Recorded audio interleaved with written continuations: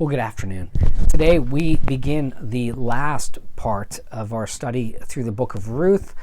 Next week we will begin our study in Esther. And so in preparation of the study next week, I would encourage you to begin reading or listening to Esther.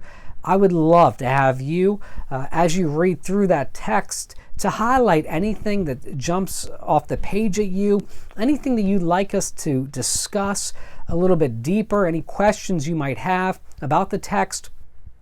The reason for that is that the quality of our study will suffer dramatically if this is just a monologue. So I'm just sharing from the study guide and discussing it, and you only get my point of view. What I think that does is that it undermines the great strength that our Bible studies had. And that was when we were able to gather in person. We had so many contributors and different perspectives that were added that we are losing right now. And I am glad that we were able to meet together in this format. And we should praise the Lord for that we live in a time when we can do that. And so I appreciate you joining with me in this study. But I'd like to see it get a little bit deeper moving forward. I'd like to get a little bit more away from using the study guide and make it more personal. So to do that, I really need to hear feedback from you. Last week, I'd requested that if anybody had any questions about Ruth, anything that you'd like to discuss deeper, anything that jumped off the page of you, if you'd share that with me.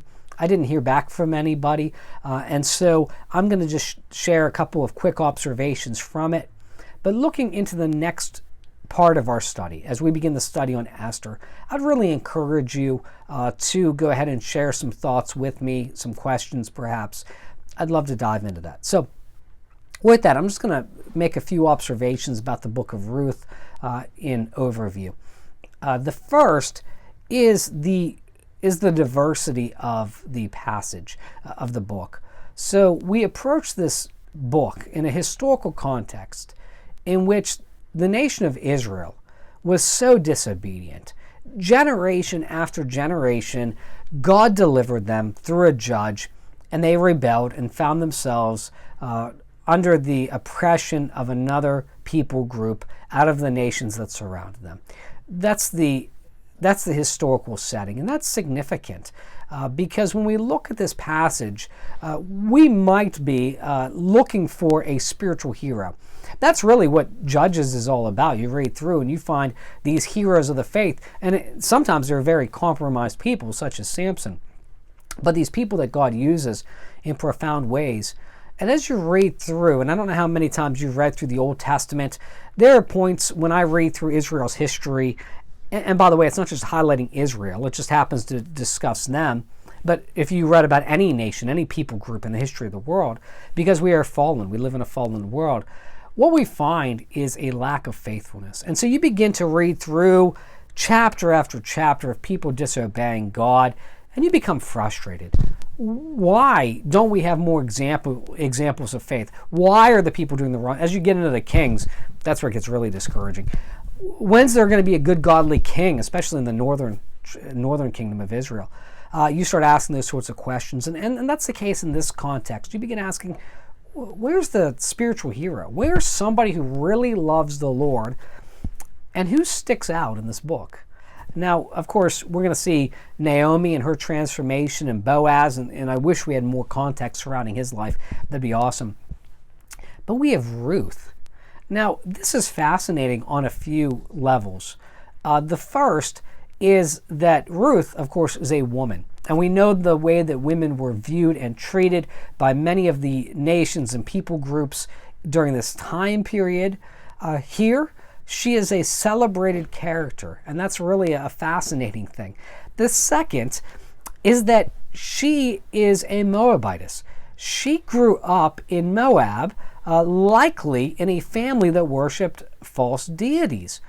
Now, this is amazing because she marries into the tribe of Judah, her husband hailing from there, her father-in-law, of course, mother-in-law. Now, she experiences great tragedy through the loss of her husband. And in the midst of a difficult situation, she says to Naomi, I want to follow you. Where you go, I will go. Your people will be my people, your God, my God. What an expression of faith. And it's important that we don't overlook how significant that was. And even what it says about Naomi, think about that for a moment. Naomi must have lived out her faith in such a way that Ruth looked up to her as an example, and would say, that's the sort of person I'm willing to follow into a new land. That's amazing. The second is the fact that she must have lived out her faith in such a way that Ruth wanted to continue to worship the God that Naomi worshiped. She wanted to enter into Judah and be the sort of sojourner who would conform to all of the practices of the land, including the worship of the God of Israel. And we see that this desire is heartfelt. There is a real, what we would call transformation. And now I don't know that she wasn't already following, and this perhaps might have been a statement that she was going to continue to serve.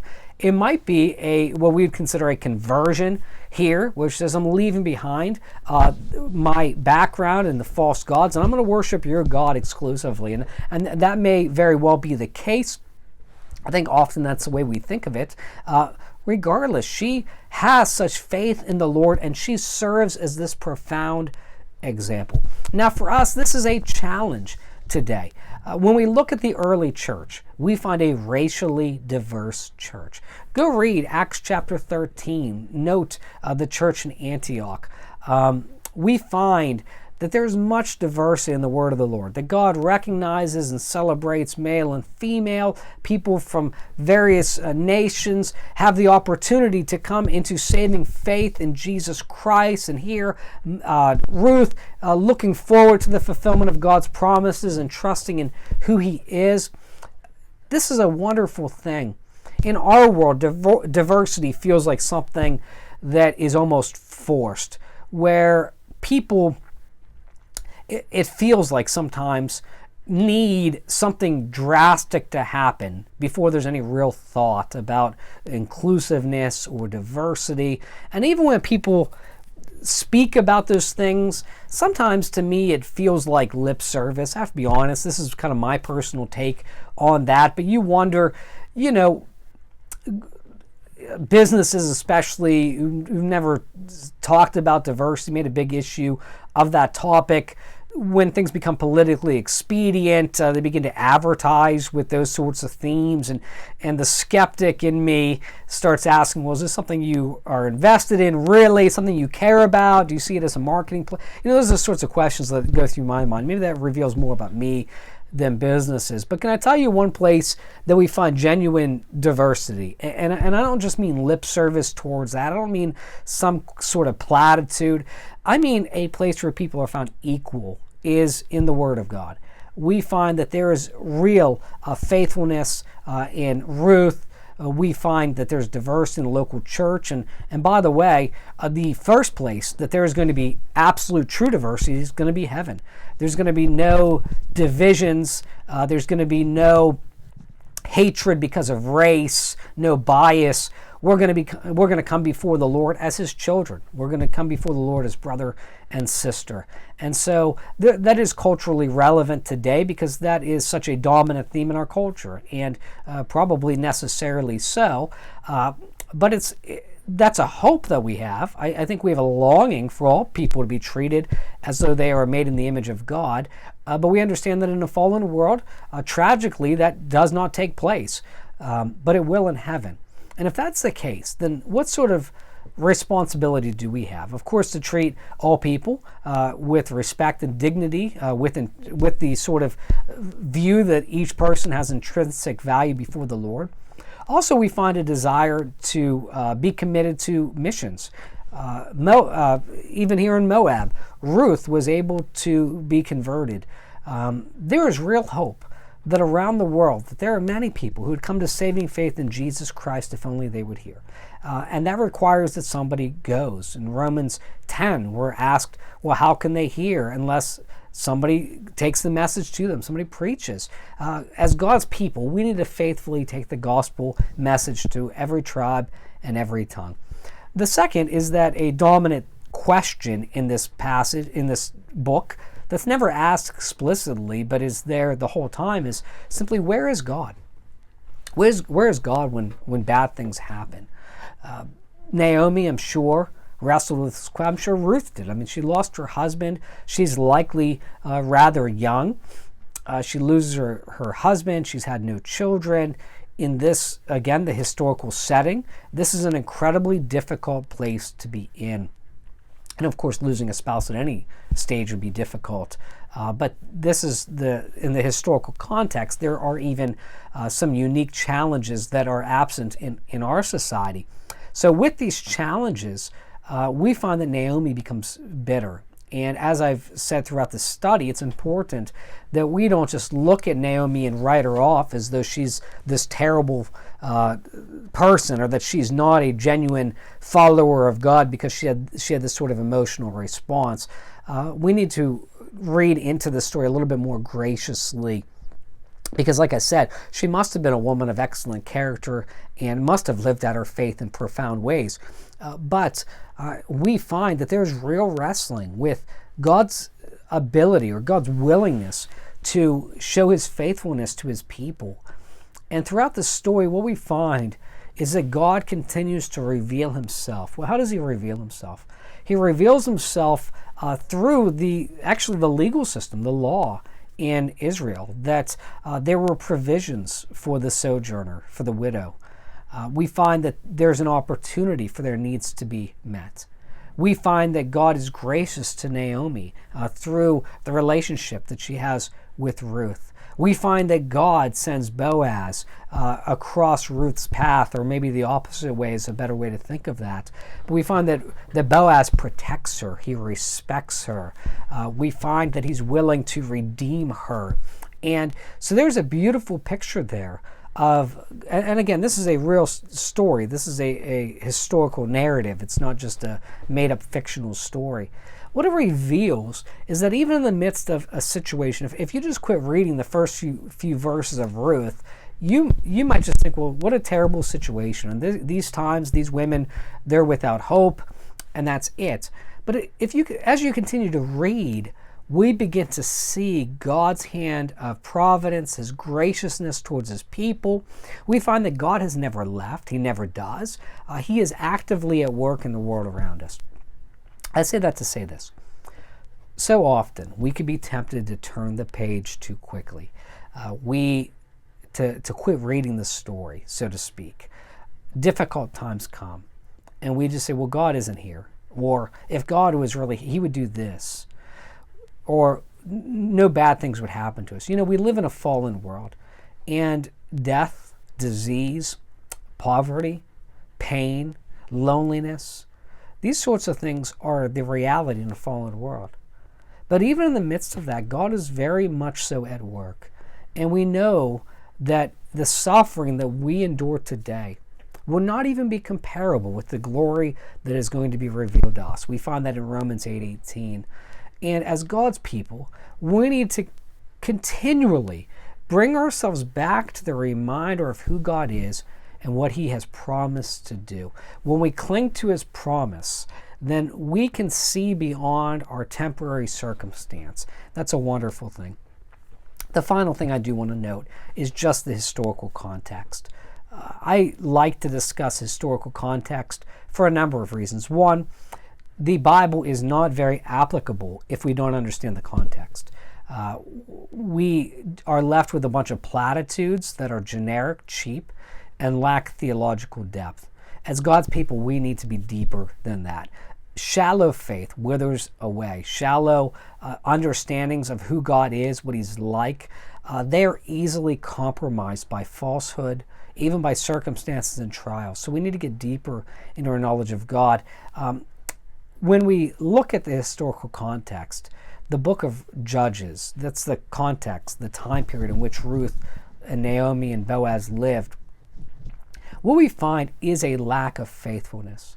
Now, I think might have this concept that the world is always evil, but it's so much worse than years before, or maybe generations before us had so much more right.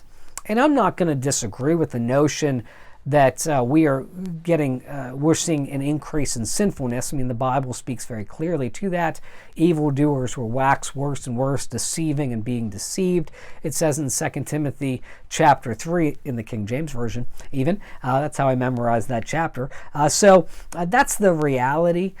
But when we look back, we need not have a romantic view of the past as though like people were not sinful, or as that sin was like some sort of an unknown quantity. What we find is that there's a lot of wickedness throughout the history of humanity. What that reveals is the sinfulness of man. People find new ways to sin, perhaps in old ways, but they find updated ways to sin. Before somebody might have stolen a tool, today, and then maybe around the 1900s, somebody could have stolen a bicycle, and today they steal a motorcycle. Things are updated, but there's no real new perversion. There is just a continual pattern of human deceitfulness and wickedness. In that time period, we read of people who have God work in their lives only to forget what He's done, what He's capable of. And I think that there's a real warning there. As God's people, we need to make sure that we continue to remember the good that God is doing for us, the good that He's already done, even in saving our souls. But even beyond salvation, what He continues to do, the way that He's answered prayers of yours. We need to make sure we don't forget these, and we need to make sure that future generations don't forget those either. So it's important that we write those down. Today, you could record yourself sharing your testimony, sharing about what God has done, how He's answered your prayer. You can save them, send them to yourself in email, send them to your grandchildren, your children. Set up an email address or a website for somebody and save these. Make it private if you have to, whatever it has to be. But understand that sinfulness is something that we find. There's a lack of faithfulness. The condition of man, where I was going with that, the condition of mankind is to continue to move towards rebellion. It's been like that since the fall, and it's going to continue to happen. We should expect that if the Lord tarries, that we are going to continue to see perversion and wickedness and sinfulness and people who are forgetting what God has done. As God's people, we're aware of that. So we need to prepare for that to the best of our ability. We need to continue to remind people, especially our descendants, of what God has done in our time, what He has promised to do for them. We need to make sure that we point out examples, heroes of the faith, such as the Bible does with Ruth, sharing what God has done in your life, how God has used somebody else in your life, somebody in your church family, in your community, who has been an example for you. These are the sorts of things that we need to make sure we communicate so that we can challenge future generations to rise above their context, their historical context, and the sinfulness all around them to serve the living God. That's a real challenge for each and every one of us, and I would just encourage you to find a unique way to do that. And I'm going to be personal here for a moment on this. One of the things that I've made a priority, I like to write. I would like to think that I'm a far better writer than speaker or anything like that. That's something that I care deeply about. I began writing a book for my sons before Isaiah was born, when Amy was pregnant with him, shortly after we found out that she was pregnant. And I started writing this book and sharing about what God had done in my life. It includes my testimony. It also includes the things that I am passionate about, doctrines that I care about, scripture, and I care about all, but ones that are especially meaningful to me, defenses of the Christian faith, cultural issues. I write about those things. Why do I do that? Just because I want to have a book to hand? No.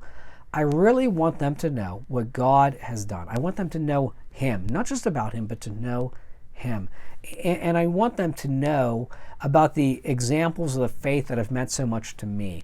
And I want them to understand that I lived in a time period in which sin was so prevalent, rampant even, that when they grow up and they look around, they see all the wickedness, that they don't just think, well, you didn't have to live in this situation. You didn't have to live around all this sin, so maybe I can, justify going along with some of these things. No, we need to continue to be holy. And we need to look unto the examples that have come before us, and we need to learn from those. So whatever that looks like for you, not everybody's a writer. Maybe you can record something, like I said, even an audio clip, whatever it is. I just would encourage you to share about what God has done. Share about heroes of the faith that you have. Talk about your time. Talk about the struggles that the local church had, that faced Christianity in your time, and how God providentially took care of his people. That's my challenge for you. Like I said, next week we'll be in the book of Esther. May the Lord bless you.